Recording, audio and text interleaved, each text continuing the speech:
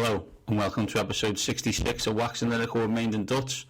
I'm your host Mainz, and my colleague over in Rainford, Mr. Neil Dutton. Hello there. You okay, Neil? Yes, not too bad. I've been away.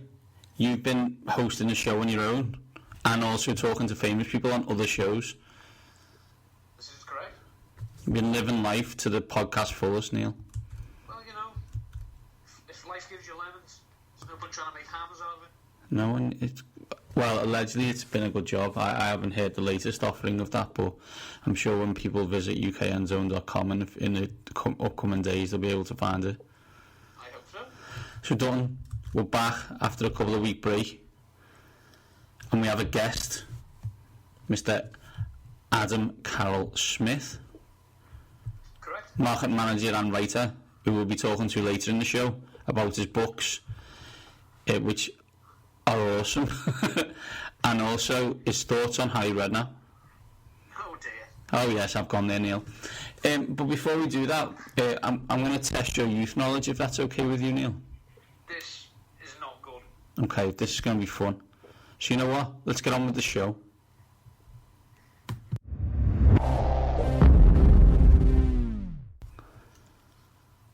So Neil, as you know, well, you and I are about to embark on another one of our stag do's for our good friend Milja, or as we know him, Luka Modric. And have you seen Luka Modric has had his haircut? Yeah. He looks even more like Milja, if that was possible. Yeah, it's like he went to the barbers and said, make me uglier. And do you think Modric has become uglier with less hair? Oh god, yeah.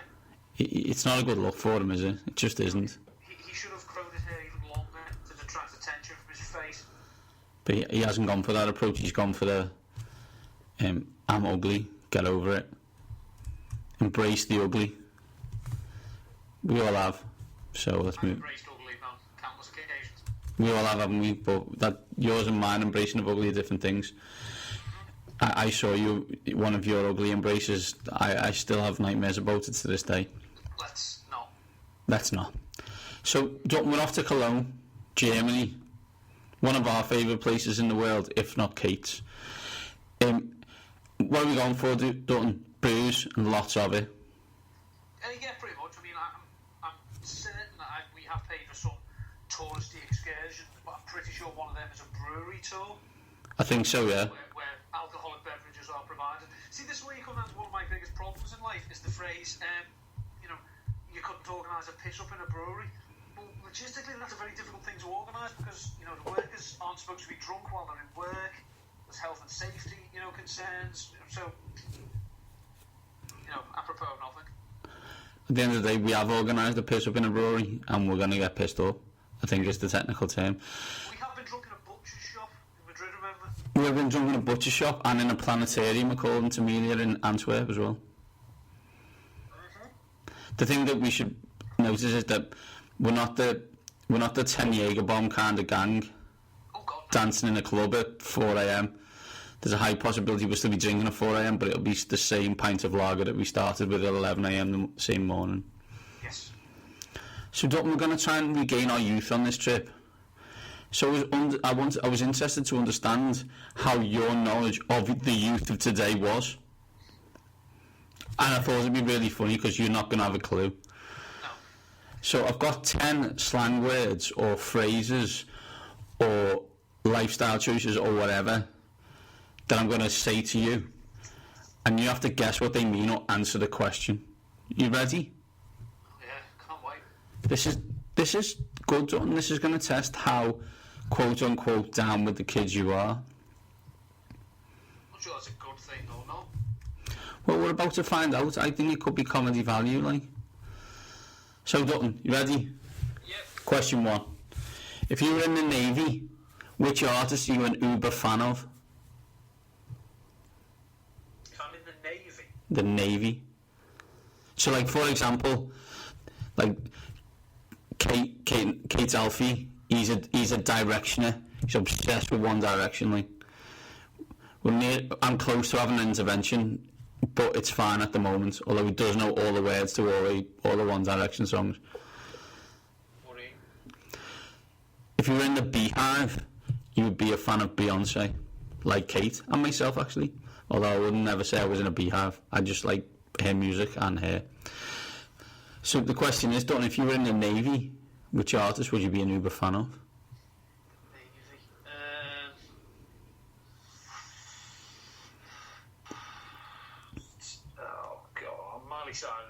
It's a good effort, don't know. I'm assuming there's some kind of porn name though, and I don't know where's.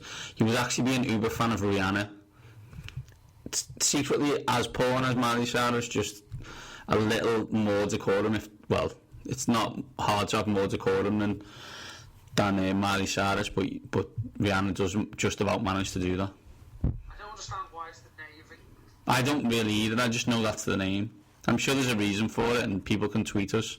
I'm at Mainz7, Dutton's at Dutton13, and I'm sure we won't sleep until we find out. No, that's me done. That's my whole holiday mood. So Dutton, 0 for 1, and not surprising. I'm gonna set one up so you can knock one out the park, Dutton. What is YOLO? YOLO. Bloody annoying and pretentious. It is, but what's it actually stand for? You only live once. You only live once. It is right, Dutton. And you do, well, unless you're a Buddhist, then you live multiple times. Well, that's, you only live multiple times, that's not as catchy. And do you think if you're like Highlander, do you live once, but even if you died, or do you live multiple times until you like get chopped off? It's one of those, isn't it? Technically, does Doctor Who die? That's what I mean. Does he live once, or does he live in multiple carnations of himself? I'm not going to lie to you. This is slightly out of my wheelhouse. So I'm going to say I haven't got a clue. Okay, fair enough. Right, question 3. If you have a cap with YMCMB on it, which group of rappers do you like, and can you name any of them? Can I have the letters again? YMCMB. It's a group of rappers. It is, yeah. Artistes, as they probably like to be known. Because they can't rap. They can rap.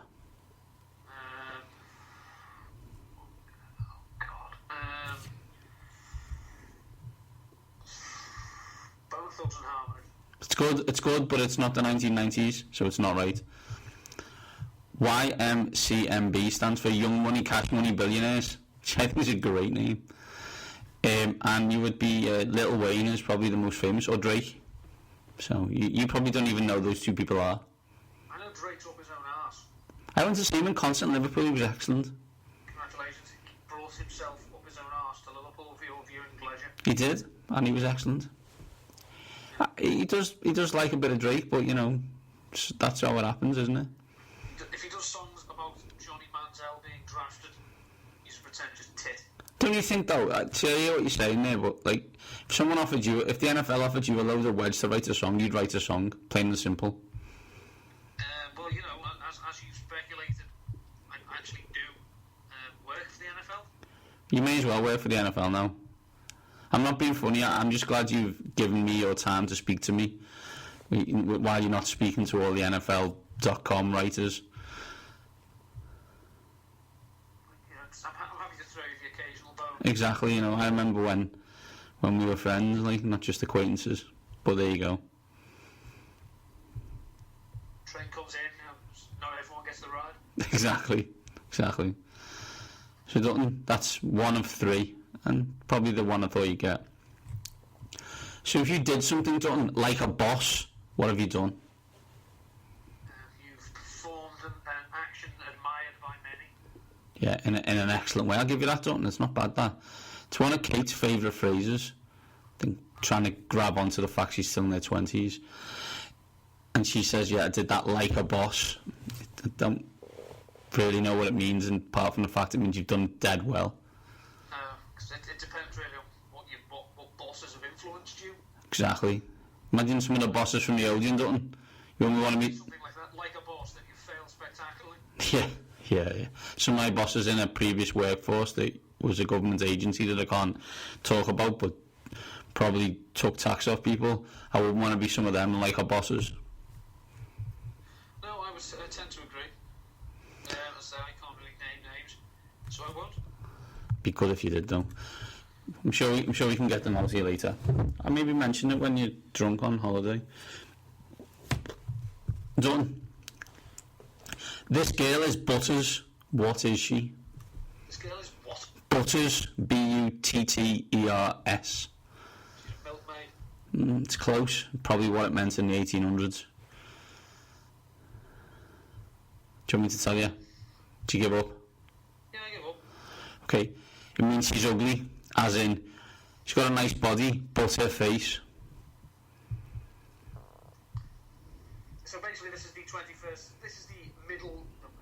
This is the teens equivalent of the Bob Fock. Say it, Dutton. Bob Fock, body BOBFOC, body of Baywatch, face off Crime Watch. It's she's a Cronenberg. Exactly, yeah, a golden deceiver. So are we just going to name everything from the Viz Profanosaurus now? Or? Yeah, why not? Yeah, I think we'd have to put a parental advisory sticker on the show, but yeah, I'm sure it's not a problem. Okay, Dutton, next. What is the hype train, and can you use it in a sentence? The height train? Hype. The hype train? Yeah. I'm assuming it's, the hype train would be when a person or group of people or an act or something has an awful lot of publicity surrounding it, an awful lot of people talking about it. So can you use it in a sentence? E.g. the Johnny Manville hype train is, heading to Cleveland. Yeah, no, I like that. That would be absolutely nailed on. I'm surprised he didn't use the Chip Kelly hype train that Dan Hanzus just jumped off. Yeah, I'm surprised he didn't. I don't need Hanses. What? I don't need Hanses. Well, I'll have him because he's funny.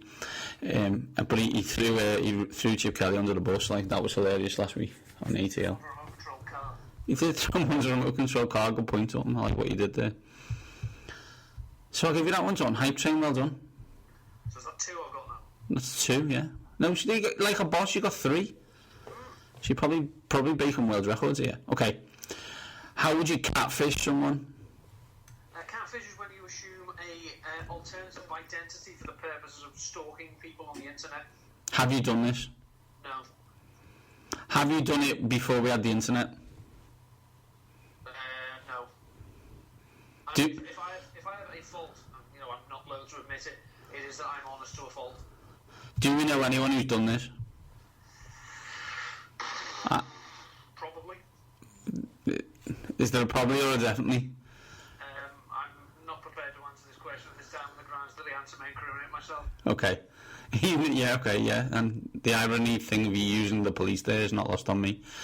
Yeah, we don't know anyone who pretended they were policemen. No. Or doctors. Or doctors. That the same person, right? Yeah. Yeah, fantastic. Or French. Technically, I can't really, I was a participant in that without taking part in it, you know what I mean? You were a participant under duress, as in you didn't do anything, it was all one party. Yeah. So we do know someone who pretended to be a policeman, a doctor and French. Not all at the same time, though. Not at the same time, because that would be some kind of like Inspector Clouseau. It makes him sound like Mr. Ben. Yes, that as well. If anyone knows what Mr. Ben is. And if you don't, YouTube it, Mr. Ben's a genius. Okay, Dutton. How do you twerk? Twerk's when you shove your ass into someone's genitals and shake it. I like it, yeah. I'm gonna give you the dictionary definition now. It's a dictionary? Honest to God, yeah. It might be the urban one, but no, it's in the Oxford Dictionary, this. Dance to popular music in a sexually provocative manner involving thrusting hip movements and a low squatting stance. That, ladies and gentlemen, is in the Oxford English Dictionary. Why is it going to be popular music? I'm pretty sure at a certain beat you could probably do a twerk to the 1812 overture. I don't know, it just says popular music. He's saying that, and first of all, he's saying that the 1812 overture isn't popular. No, I'm just assuming that the way that that's been put is that popular music nowadays tends to mean that song's been out for 20 minutes, has already had 6 million downloads. Whereas, anything, that I listen to, for example, would have been popular 20, 30 years ago, but probably is now more of a, archaic taste. Okay, yeah, I understand what you're saying. So I want to see you do twerking to Mr. Blue Sky. No. Oh, can't I, Joe? Joe, thanks to Mr. Connolly's help, has gone somewhat viral. Again? Yeah, now up around 50 views, I think. You are kidding me. No, the last time I checked, it was well over 1,000. Unfortunately, as I've said, I'm physically unable to dance the Conley joke in the manner to which I used to, so I'm certainly not going to twerk to it. Surely twerking would be easier than the dance you used to do, whatever that was. With my hips. Good point. Good point. Let's move on. 6 I've got now. Yeah, you're on fire. What is pwned and where did it come from? That's PWNED. PWNED.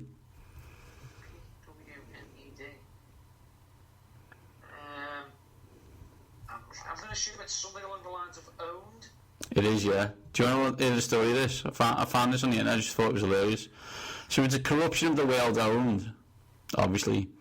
This originated in the online game World of Warcraft, where a map designer misspelled owned. So when the computer beat a player, it was supposed to say so-and-so has been owned, but instead it said so-and-so has been pwned. So it basically means to own or be dominated by an opponent or situation, especially by some godlike or computer-like force. Epic. It's amazing, isn't it? I just loved it. Do you know what, John? You're much more down with the kids than I thought. Well, you know, one tries. So I'm gonna send you a text now, and you need to work out what it means. Okay. Heads up, my bro. WTHIGO with the fielding here. Can they not RTFI? WCIS. It shouldn't happen at this level. IMO. HBY? Question mark. Can you actually send me that text so I can actually read it? Yeah, probably could, but I'm not going to because that would spoil the fun. Right, give me the first sentence again. Okay, heads up, bro. Hello. WTHIGO. WTHIGO. Let me put it in sentence. WTHIGO with the fielding here. What the hell is going on? Yeah, with the fielding here. Can they not RTFI? RTFI.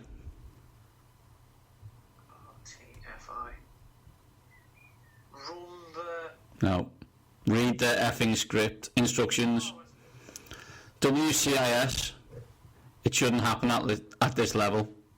WCIS. Yeah. No, go on. What can I say?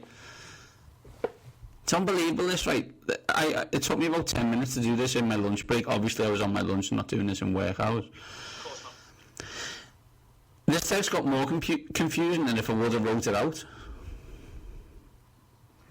The thing is though, I mean, judging by that sentence, that's something like, could have been cricket related. Well, yeah, it's like, basically, if I texted to you, it'd be like, hey Dutts, what the hell is going on with the field in here? Can you not read the effing instructions? What can I say? It shouldn't happen at this level, in my opinion. What do you think? To which, you know, I could also shorten it again, you know, for like purposes of Twitter, and just say, this is shite. Exactly, yeah. Instantly you'd know pretty much, you'd have a good idea what I was talking about. You wouldn't need to know any... I'm not interested in your views, I've already told you what it is. I'm just, you know, opening for you to respond in less hipster language. But the thing is, though, the hipster language is much more complicated than the text message that I sent. Get really confused, like. But, you know, it comes down to that internal question, isn't it? Why is abbreviation such a long word? Yeah, good point. That's good gag, Dutton. Well done. You know what, Dutton? You're much more down with the kids than I would have thought. Well, you know, I give the impression of me there, you know, who doesn't like cricket or American football, but knows enough about it to take the piss. I have to know my enemy. And you know it very well. And hopefully this will help you in Cologne, although I'm guessing Zwei Bier Bitter will be a better thing for you to know. What's German for same again? Just, you know... Don't confuse them. Just use numbers, then beer, then bitter, which is please. Don't So- say beer and bitter, you know. So I was trying to work out how many there was. There's 12 of us, which is Zwolf. Wolf. Zwolf. ZWOLFE. Zwolf. I'm going to say wolf, you know that. I know. And then the German lady, the buxom German lady's going to look at you in disgust, say stupid Englishman, and spit in your beer. Cool. Bit of it ahead. Exactly. Well done. Let's move on.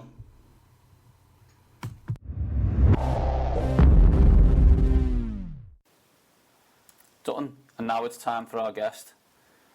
Ladies and gents, Waxers, we bring to you Mr. Adam Carroll-Smith. He's a market manager at the New Theatre Royal, but more importantly, from Man and Dutton's point of view, he's an author. He's written 2 fantastic books. The first one, Chasing Sachin, the story of one Tendulkar's fan unlikely mission to bowl just one ball at Sachin Tendulkar during India's 2011 Tour of England, and his latest book, 6 Stickers, which is about Adam trying to complete a Premier League 1996 sticker album. Adam, welcome to the show. Nice to be here, boys. Thanks for having me. No problem. So, what got you? I'm interested, Adam, in what got you into writing the 2 books. Did you just see Sachin Tendulkar and say, I want to meet him and bowl a ball at him, and while I'm at it, I'll write a book? Yeah, basically what happened was I was working as a sports reporter for the national papers, and I was really bored of it, to be perfectly honest. And I needed an excuse to watch a lot of cricket, really, and sort of get paid to do it. So I'd always been a massive Tendulkar fan. He was basically how I got into cricket in the first place. And yeah, you know, just like as you do, I was about I was probably about 12, and that's the last time I could remember India being on tour. I know they came over in the early 2000s, I think, as well. But they were definitely on tour in '96, and I remember watching those test matches. And obviously, Sachin is just he's one in a billion, isn't he? He's just not really been anyone else like him. So having watched him then, I'd always kind of, pretended to be Sachin in the back garden with my mates and whatnot, and just had this ridiculous idea. And then the sort of book, commissioning process is bizarrely straightforward. Essentially, I just went to a publisher and said, look, me and my mate have had this idea, what do you think? And then they just basically picked up the phone and said, yeah, go on then, off you go and write it, we'll sort the tickets out as much as we can. And and then I ended up with a book out of it, which thankfully was pretty well received, I think. Dutton, Adam, I really wish you wouldn't have told Dutton that, because Dutton is now getting the phone numbers of every publisher in the world to ring them up and try and get a book deal. Is that right, Neil? I'm sure I can write something. Mate, if I can do it. I am slightly worried though, this like inferiority complex that Adam trying to be Sachin Tendulkar, whereas I was just trying to be Jeff Boycott. and Misbar ul Haq. Slight lack of flair. There's a definite personality trait in that, Neil, rather than most other things. Yeah. So if we go on to the second book, the 6 Stickers, Adam. So just for people who haven't read it, you thought you'd completed the sticker book, which, as all lads lovers of football know, is an amazing achievement and should be held up in great esteem. However, you then found out that you hadn't filled it in. Yeah, it was like a cornerstone of my adolescence. As you say, it's a pathetic achievement, but one that you're strangely proud of. And I'd always kind of bragged about it and been like, yeah, I've completed the sticker book, no need for me to ever do that again, because I'd kind of, proved my mettle or whatever. But, I was in the process of moving house and was just rooting around in my parents' attic and found an old box of stuff, and obviously came across this 1996 Merlin album, and I'd obviously just been completely blagging it over the years, saying that I completed it, because I totally hadn't. I just love the concept. So I suppose the question is, now you've done that book, are you going to do a World Cup sticker album and try and build a new book off that, or are you just going to leave the sticker book to the second book? I think the sticker albums are behind me now. I've had so many phone calls from all sorts of people saying like, oh, can you come on the the radio and talk about how you're collecting stickers this year? And I'm like, well, I'm not. I've just spent the last 6 months doing something completely ridiculous, and now I've got a 6-month-old baby and a wife, and I'm basically, for all intents and purposes, I'm a grown-up now, and that's it's awful, mate. It's terrible. It is. So it's been tricky, and also I think the thing about sticker albums is that the fun of it when you were growing up was that it wasn't your money, so you couldn't just throw money at it. You were kind of reliant on luck, really. You could only buy as many stickers as your pocket money or whatever would afford. And it just seems like, well, now I could afford to just go into a shop and, such as, you know, the massive heavy roller that I am, walk into a shop and barge aside all the kind of 8 and 9 and 10-year-old boys and just buy the whole box of stickers and reduce them all to tears. And that's kind of not the spirit of collecting stickers, is it, really? I don't think. Well, no, it's not. You need to have them 15 swaps of the same England right back that you don't care about. So while you're trying to get, like, a Brazilian striker or something. In our work, between 4 lads who sit at the same bank, we've got the World Cup one. I should point out that, you know, I'm the youngest of this group. I'm 33. Just a really... But it's... we've got 3 swaps of Hugo Lloris, and I'm sick of the sight of them. But it's the shop near to us. It's a Wilco's, just cheap plug there if they're listening, which I'm sure they're not. Yeah, they've got like yeah. They've got like 4 boxes by the counter, and I've caught myself not just taking like a sticker, like one random packet of stickers. I'm literally looking, moving them around, swapping them around. I'm sitting there thinking, what am I doing?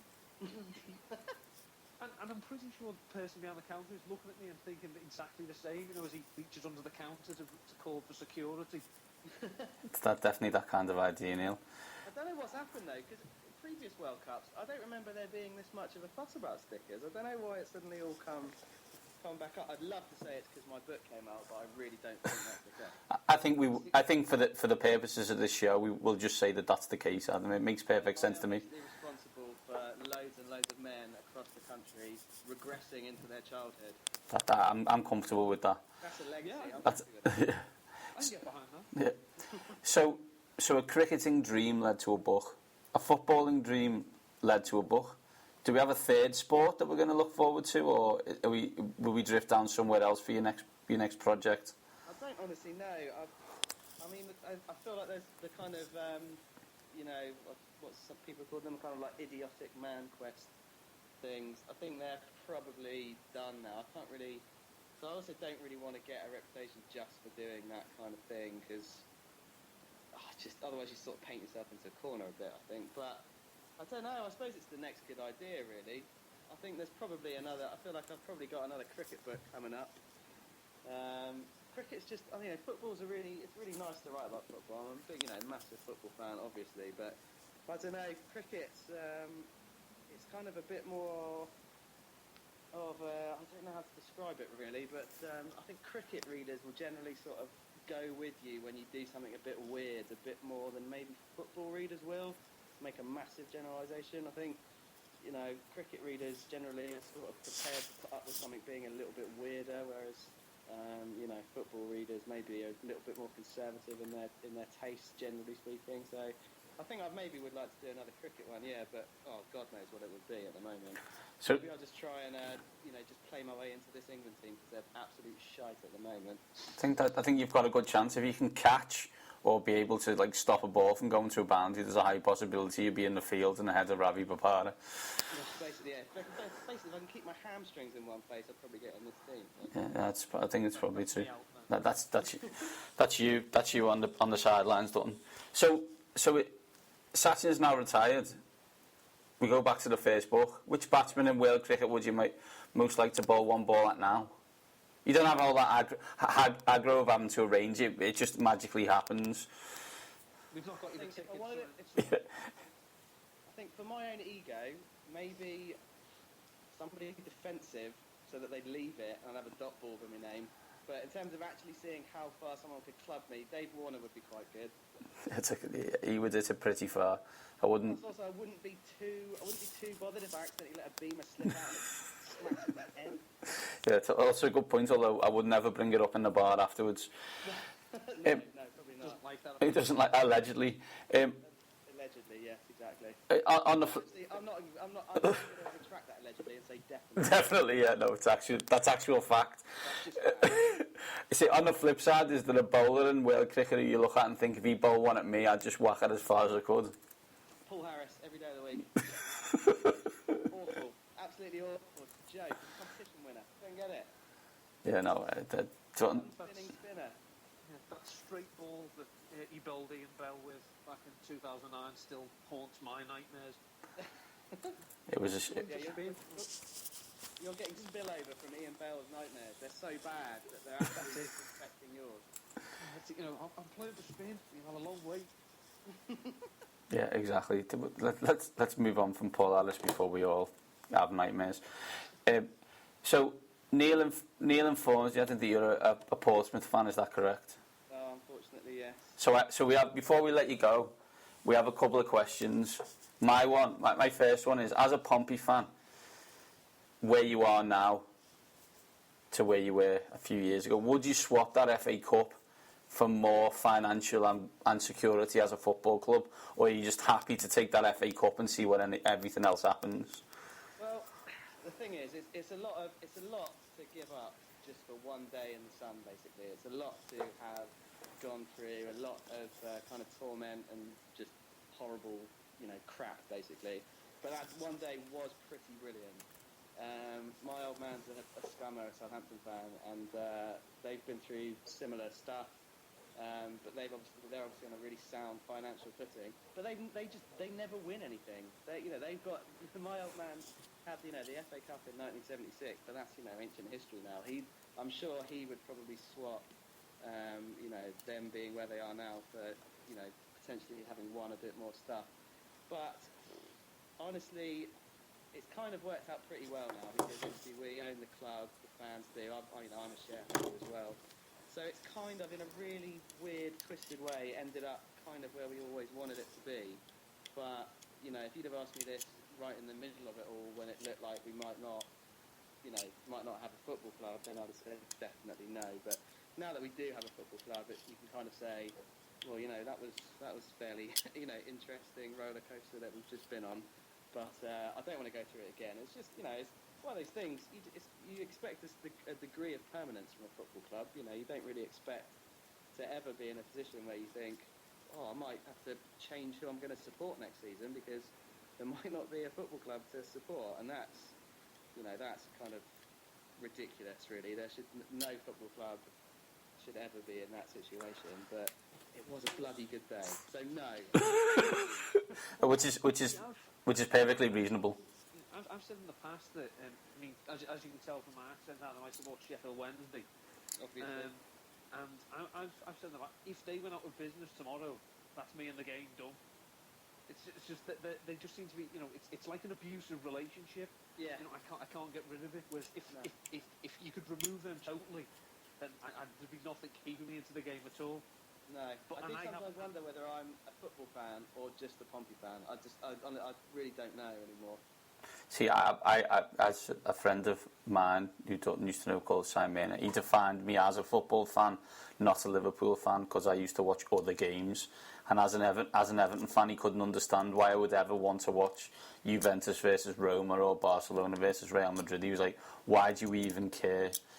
But Bernard did stop going to Everton games because he realised he hated Liverpool more than he loved Everton. He did. He openly admitted that he hated Liverpool more than he loved Everton. He actually knew more about Liverpool than the majority of Liverpool fans, because he needed to know all the bad things about Liverpool, so if he could ever got brought up in an argument, he could use them against Liverpool fans. Yeah, see, I don't understand that. My old man, maybe it's because my old man's a Southampton fan, so I've never, I've always, if we're playing them, then I absolutely hate them and I want to beat them. But actually, I don't really care what they do, to be honest. I'd rather concentrate on Pompey. But that's a really typical football attitude, though, to be honest. I think a lot of people are quite like that. Oh yeah, he's not the first, and he sure won't be the last. No. So while we're talking Southampton, Portsmouth, me and Dutton have an opinion on a certain character, and we would like your thoughts on said character. Unbroadcastable, I would say. So let me just say that me and Dutton think that this said character, whose son happens to be on Sky Television on a regular basis, he's literally on television. Yeah, is one of the most corrupt human beings on the planet. And in my opinion, the reason, and I know this is a bit naive, but I like it because it keeps my Arry Redknapp anger in check, is that Pompey basically nearly went out of business because of Arry Redknapp. So I want your thoughts on Harry Redknapp. Please only swear every fourth word. Harry Redknapp is an interesting character.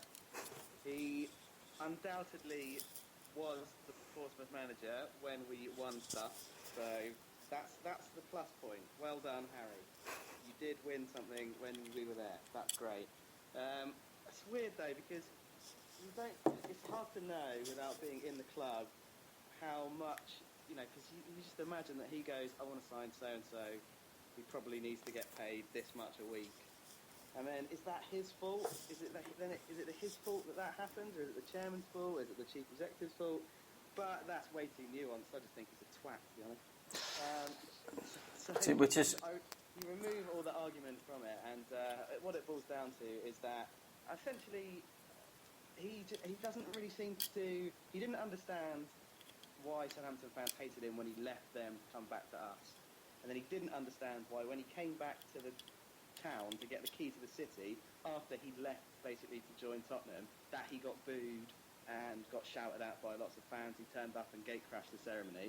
So he just seems to, I don't know, I'm sure he's a very nice chap to his dear old Sandra and his dogs and whatnot, but I don't know, he just seems to live in little Harry Redknapp world, doesn't he? And I'm sure that's a very nice place, but he's I'm glad he's not England manager, to be honest. I think he's just he's not. I don't really think that I think he's a bit of a dinosaur now. I think he's kind of, his era is coming to an end, really. So if that's any consolation, I doubt he'll be a top flight manager for too much longer. I have to say, I for one was distraught that the QPR won on Saturday, and I really wanted Steve McClaren to win because we all need a Dutch accent in the Premier League. Exactly. But football's getting it wrong this year. I mean, Rotherham going up, Steve Evans. I mean, oh Christ. One in, one out with the Championship. You get rid of Redknapp and you get Steve Evans. How have you upgraded from Redknapp?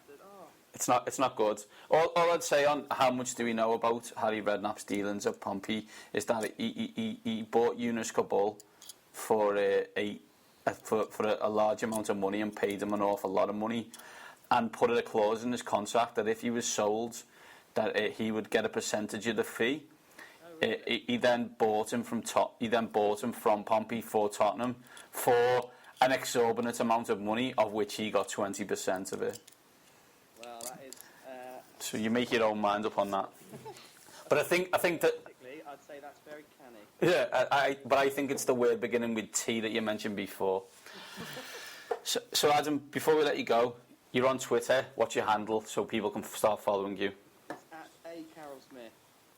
At A. Carol Smith. And the books are Chasing Sachin and 6 Stickers. Yeah. We'd like to available from all good bookshops. And rubbish ones as well. And rubbish ones as well.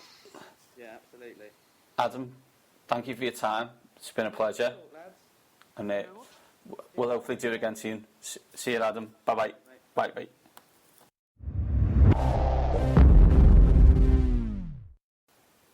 So Dutton, that was the wonderful Adam Carroll Smith. What a great interview. Yeah. Top man. Been trying to get him for a while, through one circumstance or another. But we managed to do it, and I'm glad we did. Well, do you know what, Dutton? I think it's time to go, because I've got a pack for Cologne. And I have to speak to someone tomorrow before I pack for Cologne. Let's do this. This has been episode 66 of Wax and Lyrical with Mainz and Dutts. Thanks for downloading. Don't believe the hype.